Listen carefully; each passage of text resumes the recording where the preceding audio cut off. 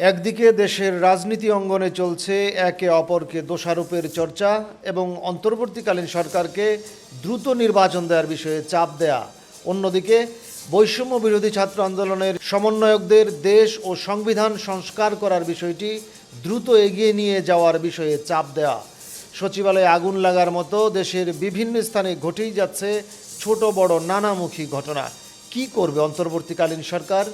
বিশেষ করে বৈষম্য বিরোধী ছাত্র আন্দোলনের পক্ষ থেকে ৩১ ডিসেম্বর জুলাই বিপ্লবের যে ঘোষণাপত্র ঘোষণার বিষয়টি জাতির সামনে এসেছে তা নিয়ে বিশ্লেষকদের মধ্যে আরও বেশি করে চলছে নানামুখী প্রশ্ন চর্চা।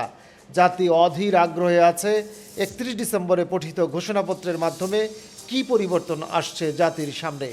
এ সকল বিষয় নিয়ে আমাদের আজকের বিশ্লেষণমূলক প্রতিবেদন। মনিরুজ্জামান তুহিনের তথ্যচিত্র ও পাণ্ডুলিপিতে প্রতিবেদন জানাচ্ছি রশিদ কামাল।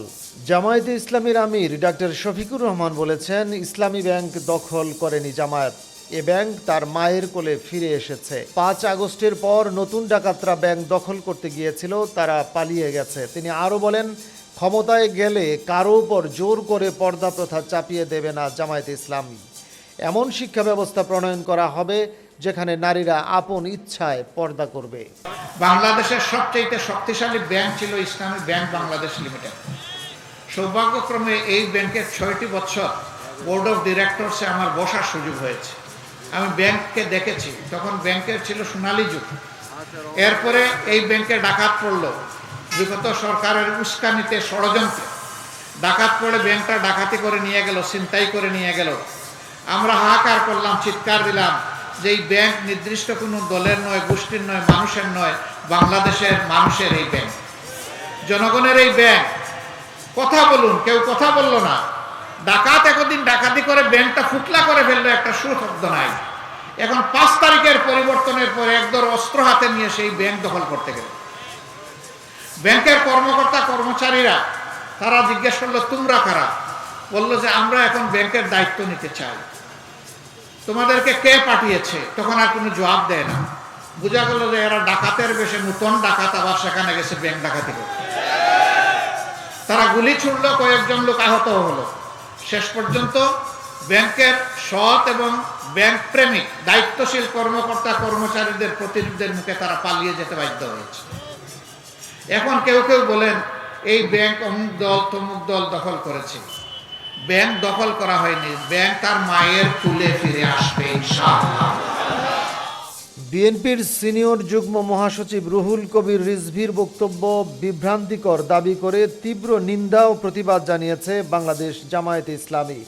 ২৯ ডিসেম্বর রোববার জামায়াতের সহকারী সেক্রেটারি জেনারেল মাওলানা রফিকুল ইসলাম খানের পাঠানো এক বিবৃতিতে এ প্রতিবাদ জানানো হয়। বিবৃতিতে উল্লেখ করা হয়, ২৯ ডিসেম্বর বিএনপির যুগ্ম মহাসচিব রুহুল কবির রিজভী জামায়াতে ইসলামী সম্পর্কে ভারতের সাথে সম্পর্ক উন্নয়নে হাসিনাকে ক্ষমা করতে চায় জামায়াত মর্মে যে বক্তব্য দিয়েছেন তা বিভ্রান্তিকর, ভিত্তিহীন ও রাজনৈতিক উদ্দেশ্য প্রণোদিত।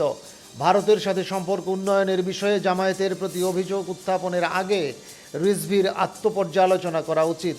কারা দলীয় টিম নিয়ে ভারত সফর করে ভারতের সাথে সখ্যতা করার চেষ্টা করেছেন তা জনগণ খুব ভালো করেই জানেন। এতে আরও বলা হয়, জামায়াতে ইসলামীর রাজনীতি ভারতের আধিপত্যবাদ ও ফ্যাসিবাদের বিরুদ্ধে। জামায়াতের এই ভূমিকা গোটা জাতি গ্রহণ করেছে, আর এ কারণেই সম্ভবত রিজভীর গাত্রদাহ সৃষ্টি হয়েছে। আমরা এ ধরনের বিভ্রান্তিকর ও অপবাদ আরোপের রাজনীতি থেকে বিরত থাকার জন্য সংশ্লিষ্ট সকলের প্রতি আহ্বান জানাচ্ছি। বিবৃতিতে বলা হয়, রুহুল কবির রিজভী জামায়াতে ইসলামীর দিকে ইঙ্গিত করে বলেছেন, ৫ আগস্টের পর একটি রাজনৈতিক দলের আত্মসাৎ দেখেছে জনগণ। কারা পায়ের রগ কাটে তাদের চিনে জনগণ। ঘোলা পানিতে মাছ শিকারের চেষ্টা করছে ৭১-এর বিরোধিতাকারী জামায়াত। রিজভীর এ জাতীয় বক্তব্য বিগত কয়েক দশক যাবৎ প্রচার করা হচ্ছে। রগ কাটা, ঘোলা পানিতে মাছ শিকার, ৭১-এর বিরোধিতা, এসব বক্তব্য জনগণ বহু পূর্বেই প্রত্যাখ্যান করেছে। রিজভী জামায়াতের বিরুদ্ধে এসব কথা উচ্চারণ করে কি অর্জন করতে চান তা জনগণের কাছে স্পষ্ট নয়। জামায়াত রগ কাটা ও ঘোলা পানিতে মাছ শিকারের রাজনীতি কখনো করেনি। বিবৃতিতে আরও বলা হয়, তিনি জামায়াতের দিকে ইঙ্গিত করে ইসলাম নিয়ে রাজনীতি করেন। ইসলাম মানে তো বারবার মুনাফিকি করা না, তার এই চরম বক্তব্য মিথ্যাচার ছাড়া আর কিছু না। জামায়াত ইসলাম নিয়ে রাজনীতি করে না, ইসলামী আদর্শের ভিত্তিতে রাজনীতি করে জামায়াত ইসলামী কখনো মুনাফিকি করেনি। জামায়াত দেশের মানুষের অধিকার, আইনের শাসন, ন্যায় বিচার, মানবাধিকার ও ভোটের অধিকার প্রতিষ্ঠার জন্য আপোষহীনভাবে লড়াই করেছে। জামায়াত কখনো মুনাফিকির আশ্রয় নেয়নি।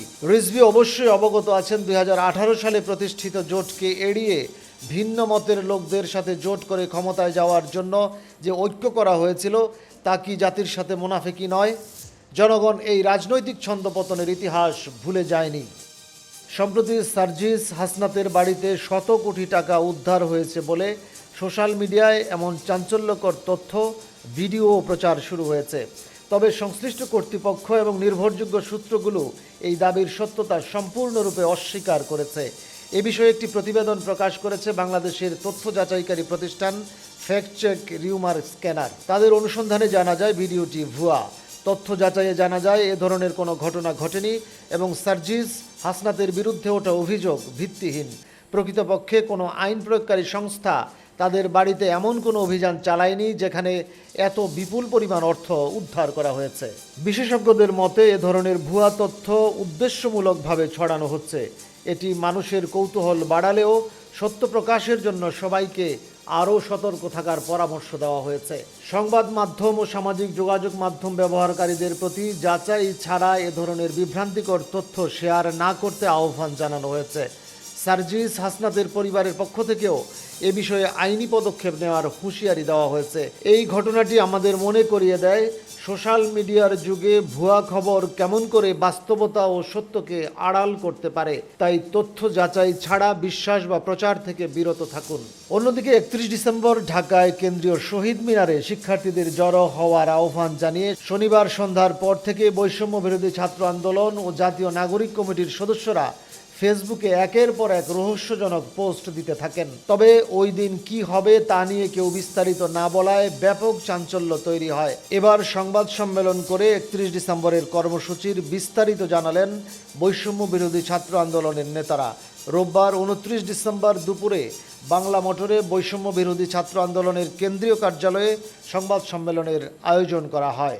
সংবাদ সম্মেলনে বৈষম্য বিরোধী ছাত্র আন্দোলনের আহ্বায়ক হাসনাত আবদুল্লাহ বলেন, জুলাই অভ্যুত্থানে সাধারণ মানুষ যেভাবে রাস্তায় নেমে এসেছিল ঠিক তেমনিভাবে 31 ডিসেম্বর আবারও মানুষ রাস্তায় নেমে আসবে। ওই দিন জুলাই বিপ্লবের ঘোষণাপত্র প্রকাশ করা হবে। এই বিপ্লবের ঘোষণাপত্র 5 আগস্ট হওয়া উচিত ছিল। এটি না হওয়ার কারণে স্বৈরাচারের দোসররা সক্রিয় রয়েছে। অভ্যুত্থানের মাধ্যমে মানুষ 72-এর মুজিববাদের সংবিধানের বিপরীতে অবস্থান নিয়েছে। 72-এর সংবিধানের বিরুদ্ধে যেভাবে মানুষ রাস্তায় নেমে এসেছিল সেটাকে স্বীকৃতি দিতে জুলাই ঘোষণাপত্র প্রকাশ করা হবে। হাসনাত বলেন, এটা নির্দিষ্ট কোনো দলের প্রোক্লেমেশন না। আমরা দীর্ঘদিন ধরে প্রতারিত জাতি, আর যেন প্রতারিত না হই এজন্য এই ইশতেহার ঘোষণা করা হবে। আমরা চাই যেখান থেকে এক দফা ঘোষণা দেওয়া হয়েছিল সেখান থেকেই মুজিববাদের কবর রচনা করা হবে।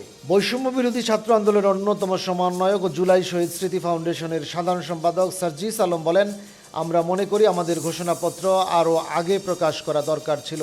এই ঘোষণাটি সামগ্রিকভাবে সারা বাংলাদেশে লিখিত অবস্থায় থাকবে। পুরাতন সিস্টেমগুলোকে রিজেক্ট করবে, নতুন সিস্টেম তৈরি করবে। আগামীতে মানুষ যখন ভোট দেবে তখন তারা বুঝতে পারবে কোন প্রেক্ষাপটে অভ্যুত্থান হয়েছিল। আমরা বিশ্বাস করি মানুষের মনকে যেভাবে ফ্যাসিস্ট বিরোধী আন্দোলনে সক্রিয় করেছিল তেমনিভাবে এই ঘোষণাপত্র মানুষের মনে ধারণ করবে। বৈষম্য বিরোধী ছাত্র আন্দোলনের মুখ্য সংগঠক আব্দুল হান্নান মাসুদ বলেন, শহীদ পরিবারের লোকজন ছাড়াও সব রাজনৈতিক দল ও গণ অভ্যুত্থানের পক্ষের সব শ্রেণী পেশার মানুষ 31 ডিসেম্বর শহীদ মিনারে জড়ো হবে। নাৎসিবাদী সংগঠন হিসেবে আওয়ামী লীগকে অপ্রাসঙ্গিক ঘোষণা করে নতুন বাংলাদেশ বিনির্মাণে গণমানুষের আকাঙ্ক্ষা ঘোষণা করা হবে। তিনি আরও বলেন, এরই মধ্যে ঘোষণাপত্রের খসড়া বিভিন্ন রাজনৈতিক দলগুলোকে পাঠানো হয়েছে। সবাইকে সঙ্গে নিয়ে 31 ডিসেম্বর ঘোষণাপত্র পাঠ করা হবে। কালকের দিনটাকে আমরা সকালবেলা থেকেই সেখানে বিভিন্ন ধরনের সাংস্কৃতিক অনুষ্ঠান, বিভিন্ন ধরনের মঞ্চ নাটক এগুলো চলতে থাকবে। 3টা থেকে আমাদের অফিসিয়াল প্রোগ্রামটা শুরু হবে। তো হচ্ছে সেই জায়গায় আমরা মূলত হচ্ছে আগামীকালকে বাংলাদেশের মানুষ নতুন স্বপ্ন দেখবে। আগামীকাল থেকে তারা 24-এর গণঅভ্যুত্থানের যে আকাঙ্ক্ষা, তারা হচ্ছে 24-এর গণঅভ্যুত্থানের সময় তারা যে জীবন বাজি রেখে লড়াই করেছে, তাদের সন্তানরা জীবন দিয়েছে, আহতরা তাদের হাত দিয়েছে, পা দিয়েছে, তাদের যে আকাঙ্ক্ষাটা, সেই আকাঙ্ক্ষাটা কালকে ডকুমেন্টেড আকারে জাতির সামনে উপস্থিত হবে। এবং এই ডকুমেন্টেশনটাই হচ্ছে আগামীর বাংলাদেশের যে সরকারি ক্ষমতায় আসুক তাদের জন্য দিক নির্দেশনা হয়ে থাকবে। তাদেরকে আমরা একটা সীমারেখা দিয়ে দিতে চাচ্ছি, যে সীমারেখাটা 24-এর গণঅভ্যুত্থানের মধ্য দিয়ে শহীদদের রক্তের বিনিময়ে, আহতদের তাদের অঙ্গের বিনিময়ে আমরা একটা সীমারেখা দিয়ে যাচ্ছে। এই সীমারেখার বাইরে যেন কেউ যেতে সাহস না করে, যেটা হচ্ছে 72-এর পর থেকে বাংলাদেশের স্বাধীন বাংলাদেশের 54 বছরের সকলেই সীমা অতিক্রম করেছে। আমরা মানুষের অধিকার হরণের সীমা যেন কেউ অতিক্রম করতে না পারে, সেটা ভবিষ্যতে যে সরকারি ক্ষমতায় আসুক তাদের জন্য 24-এর গণঅভ্যুত্থানের শক্তির পক্ষ থেকে একটি সীমারেখা আমরা টানতে চাচ্ছি। অন্যদিকে প্রধান উপদেষ্টার প্রেস সচিব মোহাম্মদ শফিকুল আলম রোববার রাষ্ট্রীয় অতিথি ভবন যমুনার সামনে এক প্রেস ব্রিফিংয়ে বলেন, বৈষম্য বিরোধী ছাত্র আন্দোলনের পক্ষ থেকে 31 ডিসেম্বর জুলাই বিপ্লবের যে ঘোষণাপত্র ঘোষণা করা হবে তার সঙ্গে অন্তর্বর্তী সরকারের কোনো সম্পৃক্ততা নেই। এটিকে সরকার প্রাইভেট ইনিশিয়েটিভ মানে বেসরকারি উদ্যোগ হিসেবেই দেখতে চায়। যারা এটিকে সাপোর্ট করছেন, এটা প্রাইভেট ইনিশিয়েটিভকেই সাপোর্ট করছেন। একই প্রসঙ্গে ব্রিফিংয়ে প্রধান উপদেষ্টার উপপ্রেস সচিব আবুল কালাম আজাদ মজুমদার বলেন, যতক্ষণ পর্যন্ত ঘোষণা না হবে ততক্ষণ পর্যন্ত আমাদের কাছে বিষয়টি স্পষ্ট নয়, ততক্ষণ পর্যন্ত আপনাদেরও স্পষ্ট করে কিছু বলা আমাদের পক্ষে সম্ভব নয়। সচিবালয় অগ্নিকাণ্ডের ঘটনার বিষয়ে উপপ্রেস সচিব বলেন, সচিবালয় অগ্নিকাণ্ডের ঘটনায় গঠিত তদন্ত কমিটির প্রাথমিক প্রতিবেদন সোমবার অন্তর্বর্তী সরকারের প্রধান উপদেষ্টা ডক্টর মোহাম্মদ ইউনূসের কাছে হস্তান্তর করা হবে। গতকাল বিকেল পর্যন্ত সংশ্লিষ্টরা সচিবালয়ের 7 নম্বর ভবন থেকে আলামত সংগ্রহ করেছেন। প্রয়োজনে কিছু আলামত বিদেশে পাঠিয়েও পরীক্ষা নিরীক্ষা করা হতে পারে। অগ্নিকাণ্ডের ঘটনায় তদন্তের কাজ এই মুহূর্তেও চলমান। সচিবালয়ে আগুন লাগার সেই দুর্ঘটনার স্থান এখন এটা একটা ক্রাইম সিন, যে কারণে মানুষের চলাচল সীমিত করা হয়েছে। কিন্তু স্বরাষ্ট্র মন্ত্রণালয়ের একটি ঘোষণার পরিপ্রেক্ষিতে কিছু কিছু ক্ষেত্রে ভুল বোঝাবুঝি হয়েছে। সোমবার থেকে অস্থায়ী পাস নিয়ে সাংবাদিকরা সচিবালয়ে যেতে পারবেন। প্রাথমিকভাবে 200 সাংবাদিককে অস্থায়ী পাস দেওয়া হবে। পরবর্তীতে সাংবাদিকদের জন্য ডিজিটাল কার্ড ইস্যু করবে সরকার। অন্যদিকে ঢাকা বিশ্ববিদ্যালয়ের রাজু ভাস্কর্য সংলগ্ন মেট্রো রেলের পিলারে আবারও আঁকা হয়েছে ক্ষমতাচ্যুত সাবেক প্রধানমন্ত্রী শেখ হাসিনার গ্রাফিতি। রোববার 29 ডিসেম্বর মধ্যরাতে এই গ্রাফিতি আঁকা হয়।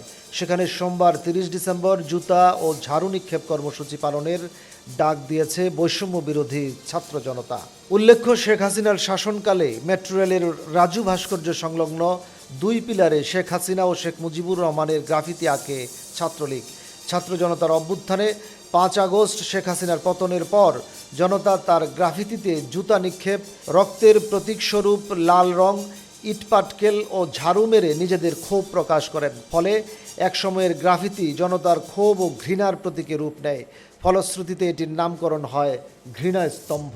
একদিকে দেশের রাজনীতি অঙ্গনে চলছে একে অপরকে দোষারোপ চর্চা এবং অন্তর্বর্তীকালীন সরকারকে দ্রুত নির্বাচন দেওয়ার বিষয়ে চাপ দেয়া, আর অন্যদিকে বৈষম্য বিরোধী ছাত্র আন্দোলনের সমন্বয়কদের দেশ ও সংবিধান সংস্কার করার বিষয়টি দ্রুত এগিয়ে নিয়ে যাওয়ার বিষয়ে চাপ দেওয়া। কী করবে অন্তর্বর্তীকালীন সরকার, তা নিয়ে রাজনীতি বিশ্লেষকদের মধ্যে নানামুখী প্রশ্ন জন্ম দিচ্ছে। বিশেষ করে বৈষম্য বিরোধী ছাত্র আন্দোলনের পক্ষ থেকে 31 ডিসেম্বর জুলাই বিপ্লবের যে ঘোষণাপত্র ঘোষণার বিষয়টি এসেছে জাতির সামনে, তা নিয়ে আরও বেশি করে চলছে প্রশ্ন চর্চা। জাতি অধীর আগ্রহে আছেন 31 ডিসেম্বরে পঠিত ঘোষণাপত্রের মাধ্যমে কী পরিবর্তন আসছে জাতির সামনে। মনিরুজ্জামান তুহিনের তথ্যচিত্র ও পাণ্ডুলিপিতে রশিদ কামাল, বাংলাবাজার পত্রিকার ডিজিটাল।